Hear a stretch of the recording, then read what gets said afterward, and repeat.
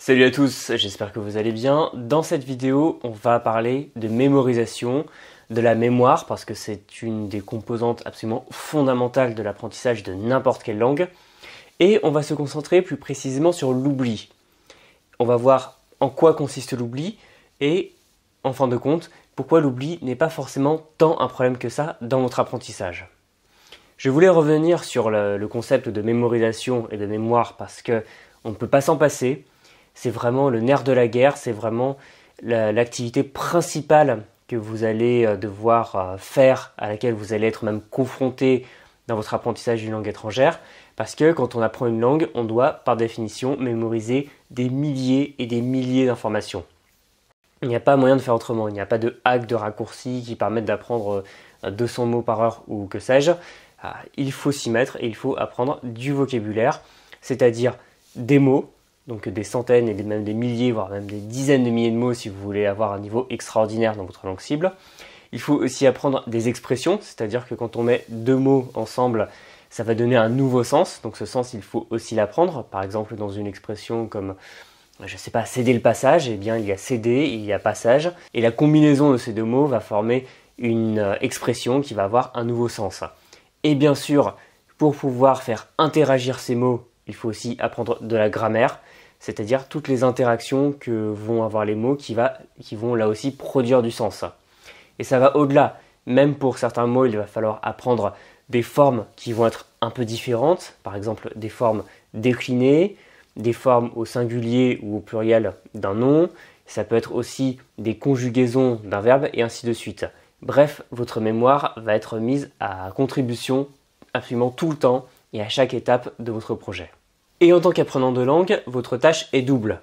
D'un côté, vous allez essayer d'apprendre un maximum de mots en un minimum de temps, ce qui va vous permettre d'atteindre les résultats escomptés, c'est-à-dire qu'à partir du moment où vous connaîtrez beaucoup de mots et que vous saurez comment ils fonctionnent entre eux, eh bien vous allez plus facilement pouvoir atteindre le niveau que vous êtes fixé. Ensuite, l'autre travail que vous devez faire, c'est arriver à rendre ce savoir activable, c'est-à-dire avoir en mémoire des mots, mais que vous allez pouvoir utiliser. C'est-à-dire, vous allez pouvoir les comprendre quand vous lisez ou quand vous entendez quelqu'un qui vous parle, et bien sûr pouvoir vous-même les utiliser quand vous voulez écrire ou quand vous voulez tout simplement parler la langue. On peut raisonnablement conclure que la mémorisation est l'un des socles, si ce n'est le socle de votre apprentissage, et que de l'autre côté, comme avec les deux faces d'une même pièce, on a l'oubli. Et l'oubli, lui, est l'ennemi de votre apprentissage qui va venir vous mettre des bâtons dans les roues. Et si on reprend les deux objectifs que vous avez avec la mémorisation, par un jeu de miroir, avec l'oubli, on aura les deux choses suivantes.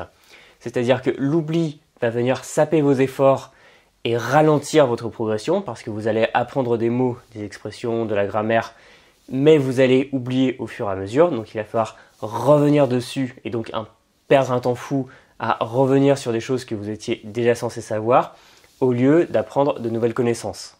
Et la deuxième conséquence de l'oubli, c'est que lorsqu'on ne pratique pas suffisamment une langue, elle va rouiller. Et donc, lorsqu'il va s'agir de réceptionner la langue à l'écrit comme à l'oral, eh bien, ça va être beaucoup plus lent et laborieux. Et pareil, quand vous voudrez parler ou écrire dans la langue, ce sera beaucoup plus lent et beaucoup plus difficile de vous exprimer de manière fluide. Et pour combattre l'oubli, il est nécessaire de comprendre comment il fonctionne, comment les souvenirs vont se former, mais aussi comment vous allez les oublier. Il faut savoir que le cerveau est hautement plastique, c'est-à-dire qu'il va se modifier en fonction de vos besoins tout au long de votre vie. Et oui, même si vous avez atteint un certain âge, votre cerveau continue à être très plastique, donc vous pouvez apprendre une langue, je vous rassure. Que va-t-il se passer concrètement ? En l'état actuel des choses, on ne sait pas encore exactement comment sont stockés les souvenirs. S'il existe une trace biologique des unités concrètes et matérielles et palpables donc de souvenirs.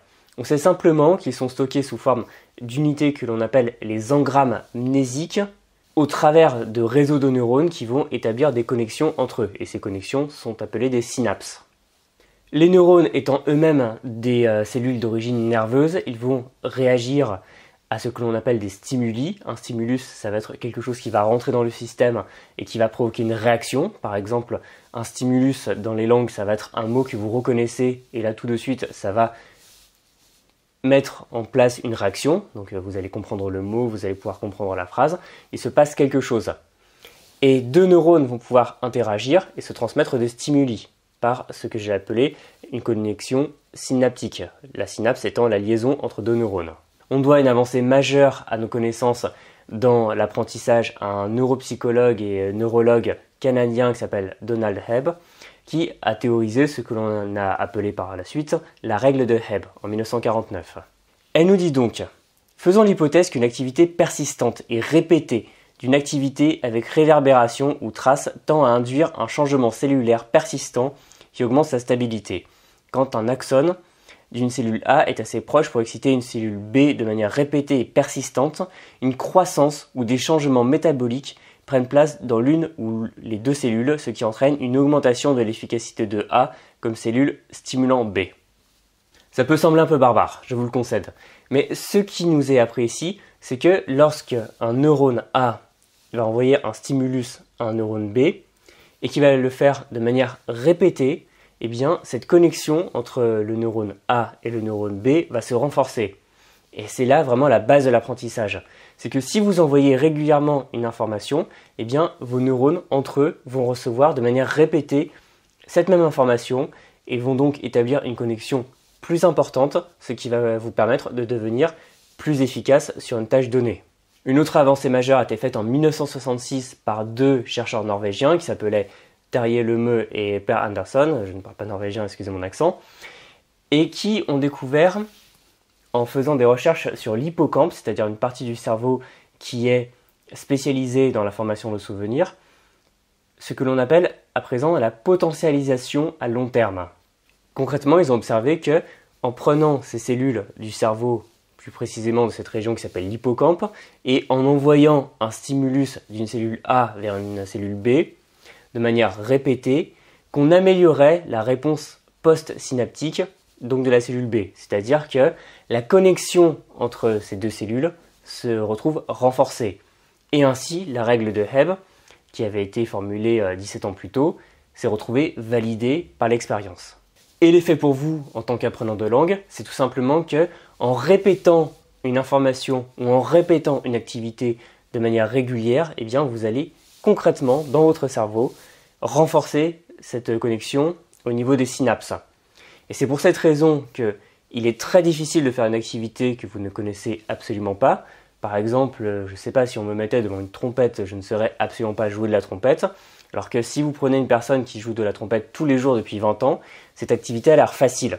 Parce que la personne qui a réalisé une activité depuis très longtemps et de manière régulière par rapport à un parfait néophyte, possède un maillage de neurones très performant qui l'aide donc à réaliser cette activité de manière fluide, sans même y penser et à être véritablement à l'aise.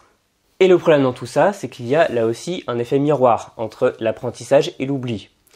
De la même manière qu'il existe une potentialisation à long terme, c'est-à-dire une activité bénéfique qui va renforcer un réseau de neurones, il existe une dépression à long terme qui va être l'exact opposé. C'est-à-dire que si le stimulus qui était autrefois répété cesse de survenir, eh bien il va y avoir, si on veut, une dégradation de la liaison entre ces deux neurones. Autrement dit, si vous faites une activité à un certain moment, eh bien vous allez avoir cette potentialisation à long terme si vous faites de la répétition. Et si vous arrêtez cette activité, vous allez avoir la dépression à long terme, c'est-à-dire que le réseau de neurones qui était autrefois optimisé pour cette activité va, si vous voulez, se dégrader et vous allez devenir moins bon. C'est d'ailleurs exactement ce qui se passe quand on va rouiller dans une activité. Quand on la fait tous les jours, c'est très facile, c'est très fluide, il n'y a aucun problème. Mais quand on y revient, eh bien, c'est beaucoup plus difficile. Je pense que vous avez pu le voir pour une langue, par exemple, même quand vous vous arrêtez pendant 2 mois pour les vacances. Encore pire si vous n'avez pas pratiqué depuis des années. Peut-être aussi des activités sportives. Il m'est déjà arrivé d'arrêter certaines choses pendant assez longtemps, des mouvements que je pouvais faire très facilement. Et en revenant quelques mois, voire quelques années plus tard, eh bien, il y avait cette sensation d'avoir rouillé et il faut revenir sur cette activité, la répéter pour atteindre l'optimisation qu'on avait avant. Et si on veut être plus précis, mais aussi plus optimiste, on peut regarder les choses différemment et ne plus voir l'oubli simplement comme une dégradation. mais comme une sorte d'apprentissage à l'envers, d'apprentissage inversé. Parce que le cerveau est hautement plastique pour pouvoir se conformer aux fluctuations d'un environnement qui est totalement chaotique. Et heureusement, parce que c'est ce qui a permis à nos ancêtres de survivre dans un milieu relativement incertain et de prospérer un peu partout sur Terre. Et donc, quand vous allez avoir une dépression à long terme, eh bien, ce que vous allez avoir, c'est simplement que votre cerveau va conclure, si on veut, de manière inconsciente, qu'une compétence, une connaissance n'est plus à l'ordre du jour. Par exemple, si vous cessez de parler, je ne sais pas, allemand pendant très longtemps, eh bien, votre cerveau va en conclure, si on veut, que l'allemand n'est plus très intéressant, et donc il va établir des connexions neuronales ailleurs. Et donc, on peut dire que l'apprentissage est une chose et que l'oubli est simplement une sorte d'autre apprentissage, de désapprentissage pour pouvoir allouer des ressources ailleurs. Et plutôt que de voir l'oubli comme un défaut du cerveau, une faiblesse, une faille dans votre capacité à mémoriser des informations, il faut le voir simplement comme une composante avec laquelle il va falloir composer justement. Et si vous voulez d'ailleurs une bonne nouvelle à ce niveau-là, des chercheurs irlandais de Dublin et des chercheurs canadiens de Toronto ont pu mettre en évidence le fait qu'on n'oubliait jamais totalement un souvenir. C'est-à-dire que les souvenirs ont deux grands états. Un état qui va être accessible et un état qui va être inaccessible. Par conséquent, quand vous apprenez un mot de vocabulaire et que vous le répétez suffisamment souvent pour que vous puissiez le comprendre et le ressortir de manière fluide, eh bien vous avez établi et renforcé une connexion neuronale qui va vous permettre d'avoir accès à ce que l'on appelle l'engramme mnésique, c'est-à-dire l'unité de souvenir, de manière simple. Donc, dans ce cas-là, le souvenir est dans un état dit accessible. Inversement, si la connexion neuronale n'est plus d'actualité, le souvenir va se trouver dans un état inaccessible. C'est-à-dire que l'engramme mnésique, l'unité de souvenir, existe toujours, mais vous n'y avez tout simplement plus accès. C'est un peu, si vous voulez, comme si vous aviez mis un objet dans un placard, vous avez fermé ce placard à clé, mais vous ne savez plus où vous avez mis la clé. C'est-à-dire que l'objet existe encore, mais vous n'y avez plus accès. C'est un peu comme, par exemple, si vous avez déjà joué à des jeux vidéo d'énigmes, un objet qui se trouve dans une pièce, mais on peut changer, par exemple, l'accès avec les couloirs à une pièce. Eh bien, tout simplement, la pièce existe toujours, son contenu existe toujours, sauf qu'il n'y a plus le couloir qui va vers cette pièce. Et ça, c'est une bonne nouvelle, parce que autant il peut être énervant d'oublier des choses, autant ça signifie qu'à partir du moment où on va réactiver cette connexion, qu'on va réactiver cette synapse, et c'est relativement simple de le faire pour les langues, eh bien on va pouvoir avoir accès à des souvenirs qu'on pensait avoir oubliés.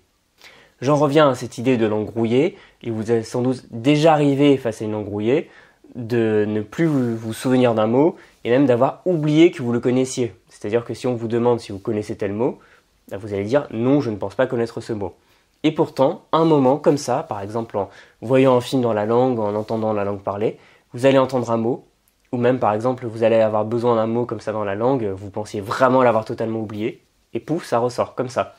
Parfois même des mots assez compliqués, des termes scientifiques, voilà, le mot revient, il s'impose à vous, alors que vous ne pensiez même pas que vous le connaissiez. Vous pensiez l'avoir oublié, et vous ne pensiez n'avoir aucune trace. C'est simplement parce que l'engramme mnésique lié à ce mot existait toujours. Et vous avez réveillé, si vous voulez, une connexion, comme ça en tirant sur un fil, qui tout à coup a fait ressurgir ce souvenir. Et ça, c'est donc une excellente nouvelle si vous avez par exemple une langue rouillée ou du vocabulaire que vous pensiez avoir oublié. Il est simplement quelque part et c'est à vous de rétablir la connexion. Et les chercheurs à l'origine de cette étude pensent que c'est aussi une très bonne nouvelle pour des maladies comme Alzheimer qui affectent la mémoire et contre lesquelles on pourrait agir en rétablissant certains souvenirs parce que les souvenirs ne sont pas totalement détruits mais ils sont simplement endormis quelque part. Et de cette vidéo, je pense que vous pouvez tirer 5 grands enseignements. Le premier, vous le connaissez, c'est simplement que plus on répète une information, mieux on va s'en souvenir. Donc plus vous êtes régulier dans votre apprentissage, plus vous revoyez sans arrêt vos mots de vocabulaire, les règles de grammaire, etc., plus ça va rentrer. Et plus vos progrès vont être rapides. Donc si vous pouvez, faites-en un peu tous les jours, rajoutez des nouveaux mots de vocabulaire tous les jours, mais aussi revoyez les anciens aussi souvent que possible, si possible avec le principe de répétition espacée dont j'ai déjà parlé dans d'autres vidéos. Ensuite, les souvenirs sont renforcés par l'environnement, parce qu'on a vu qu'en fonction de l'environnement, des stimuli qu'on reçoit, on va plus facilement mémoriser ou au contraire oublier des informations. Ce qui fait que si vous apprenez une langue dans un environnement qui fait que vous en avez besoin, vous allez beaucoup plus vous en souvenir. C'est pour ça d'ailleurs que je travaille autant sur la question de votre raison principale, votre pourquoi pour apprendre une langue, parce qu'à partir du moment où vous créez un besoin quotidien pour parler, pratiquer, être immergé dans cette langue, on va y revenir, plus ce sera facile, plutôt que dans le cadre d'une sorte de corvée scolaire. Troisième enseignement, l'immersion est reine, bien sûr. On dit tout le temps que les enfants apprennent mieux les langues que les adultes, ou alors que la seule solution pour vraiment parler une langue, c'est d'aller dans le pays. Je pense que ce sont des mythes, et je l'ai déjà démontré à plusieurs reprises. Mais comme tous les mythes, ils ont leur part de vérité. Et cette part de vérité, c'est l'immersion. Et plus vous aurez une immersion répétée, massive et variée dans cette langue, plus facilement vous allez l'apprendre. On revient à cette idée d'environnement qui va vous permettre plus facilement, par le besoin, de mémoriser des informations qui vont être répétées dans le temps. Ensuite, on apprend beaucoup mieux avec le contexte, parce qu'il faut savoir que les neurones ne font pas seulement des connexions un par un, mais avec bien d'autres neurones. Et il suffit simplement, assez souvent, de retrouver une facette d'un souvenir pour faire émerger le souvenir entier. Donc, il est important d'apprendre les mots avec du contexte, avec des moments où vous allez les voir, avec par exemple une œuvre, film, série, podcast, comme vous voulez, dans lesquels vous allez rencontrer ces mots plutôt que dans un support décontextualisé comme les affreuses listes de vocabulaire. Et pour terminer, il existe une perméabilité entre différents types de mémoire qui va là aussi être très précieuse. Par exemple, entre la mémoire épisodique qui va concerner des souvenirs qui vont se passer dans votre vie, dans votre expérience personnelle, à un moment précis, dans un endroit précis, et la mémoire sémantique. C'est-à-dire que quand une information revient suffisamment souvent, dans des contextes variés, elle va passer dans cette mémoire qui s'appelle sémantique et qui va plutôt concerner des informations relativement abstraites, généralement des mots ou du vocabulaire. Et avec tous ces éléments, vous avez la recette gagnante pour mémoriser plus facilement votre vocabulaire et progresser plus rapidement dans votre langue cible, sans oublier ce que vous avez appris 2 semaines après. Et pour terminer, la conclusion de cette vidéo, c'est simplement que l'oubli n'est pas votre ennemi. L'oubli n'est pas une tare, l'oubli n'est pas un problème, mais simplement une fonctionnalité du cerveau et il faut comprendre pourquoi il intervient pour pouvoir le contrer dans votre apprentissage. Et je dirais que ce que vous pouvez en retirer, c'est que l'oubli n'est pas forcément un problème qui vient de vous. Parce que souvent, on va en conclure qu'on a mauvaise mémoire, qu'on est trop vieux, que les langues, c'est pas fait pour nous, ou autre. L'oubli est peut-être dû à un problème dans votre apprentissage. Et demandez-vous si vous avez tendance à oublier votre vocabulaire, s'il n'y a pas un problème, non pas dans vous, c'est-à-dire dans des choses en dehors de votre contrôle, mais dans votre apprentissage quotidien, c'est-à-dire dans des choses qui sont sous votre contrôle. Par exemple, si vous ne faites pas assez d'immersion, par exemple, si vous ne répétez pas assez régulièrement votre vocabulaire, par exemple, si vous apprenez de manière décontextualisée. Bref, cette vidéo a vocation à fournir une petite boîte à outils dans laquelle vous pouvez piocher pour vous demander pourquoi vous n'arrivez pas à retenir votre vocabulaire. Et en tout cas, si ça vous intéresse, vous pouvez vous inscrire au Monde des langues en cliquant sur le lien en bas dans la description. Vous recevrez mes conseils par email régulièrement, mais aussi une mini-formation gratuite de 42 minutes qui s'appelle 25 techniques pour apprendre votre vocabulaire, qui va vous aider justement par des techniques testées et approuvées à retenir plus facilement les mots, les expressions, tout ce que vous voulez, que vous apprendrez dans votre langue cible, et ce, durablement. Et pour terminer, si cette vidéo vous a plu, vous pouvez bien sûr vous abonner à la chaîne, laisser un pouce, la partager auprès de vos amis qui ont les trous de mémoire, et me dire ce que vous en avez pensé. Par exemple, si vous avez des problèmes au niveau de l'oubli, comment il intervient, est-ce que vous avez repris une langue qui était plutôt rouillée, est-ce que vous avez à un moment trouvé des tactiques pour apprendre plus facilement votre vocabulaire et surtout le retenir, c'est toujours très intéressant. En attendant, je vous souhaite bon courage et beaucoup de plaisir dans votre travail de mémorisation. Ce n'est pas toujours simple, mais ça finira par porter ses fruits. Et je vous dis à très bientôt dans la prochaine vidéo. Salut!